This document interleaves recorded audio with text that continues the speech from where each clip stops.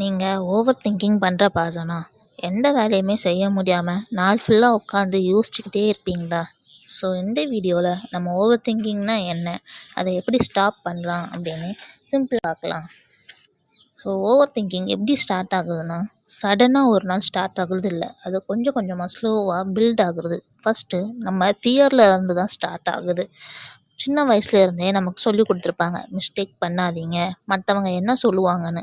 அப்போது நம்ம மைண்டு என்ன எடுத்துக்கோன்னா, மிஸ்டேக் பண்ணக்கூடாது, தப்பாகிட்டா என்ன ஆகும் அப்படின்னு யோசிப்போம். எந்த டிசிஷனும் எடுக்க முடியாமல் பயப்படுவோம். பாஸ்ட் எக்ஸ்பீரியன்ஸ், பாஸ்டில் ஃபெயிலியர், ரிஜெக்ஷன், இன்சல்ட், இந்த மாதிரி நிறைய எக்ஸ்பீரியன்ஸ் பண்ணியிருந்தா அதை மறக்க முடியாமல் நம்ம மைண்ட் அதை அதையே யோசிச்சுக்கிட்டு இருக்கும். ஏன் இப்படி ஆச்சு, இப்படி நடந்தா என்ன, எனக்கு ஏன் இப்படி நடக்குது, மற்றவங்க சக்ஸஸ் கான்ஃபிடென்ட்னு ஒரு பெர்ஃபெக்ட் லைஃப்பில் இருக்காங்க, நான் எல்லாம் கரெக்டாக தான் பண்ணுறேனான்னு நம்ம மேலேயே நமக்கு டவுட் வரும். இப்படி நிறையா ஓவர் திங்க் பண்ணிக்கிட்டே இருப்போம். ஓவர் திங்க்னா நம்ம ரொம்ப யோசிக்கிறதுன்னு நினச்சிட்ருக்கோம். பட் அது இல்லை. ஓவர் திங்க்னா ஒரே தாட்டை இல்லாமல் யோசிக்கிறது தான் ஓவர் திங்கிங். ஆக்ஷனுக்கும் திங்கிங்க்கும் நிறைய வித்தியாசம் இருக்குது. நம்ம ஒரு விஷயத்தை பற்றி யோசிக்கும் போது அதில் நமக்கு கிளாரிட்டி கிடைக்கும். ஆனால் அந்த விஷயத்தை நம்ம செயல்படுத்தும் போது தான் அதில் நமக்கு கான்ஃபிடென்ட் கிடைக்கும். நம்ம யோசிக்கும் போது அதில் எந்த ஒரு ரிஸ்க்கும் சேலஞ்சஸும் இருக்காது. பட் யோசிச்சுக்கிட்டே இருக்கிறதுனால லைஃப் மூவ் ஆகாது. நம்ம ஒரு விஷயத்தை செயல்படுத்தும் போது அதில் என்ன மிஸ்டேக்ஸ் இருக்குன்னு நம்மளால் புரிஞ்சிக்க முடியும்.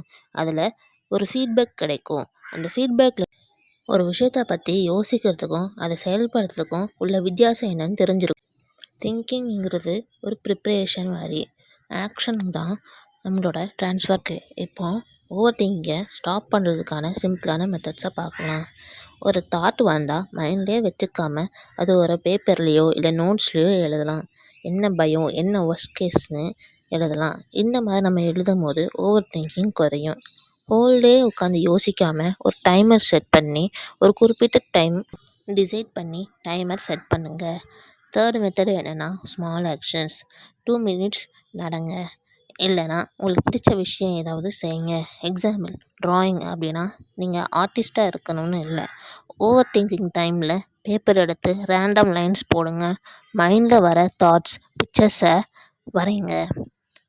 ஓவர் திங்கிங் பண்ணுறது ஒரு சொல்யூஷனை கொடுக்காது. நம்மளோட ஆக்ஷன்ஸ் தான் சொல்யூஷன் தரும். ஓவர் திங்கிங் கிளியர் ஆகிற வரை வெயிட் பண்ணுனா டைம் தான் போகும்.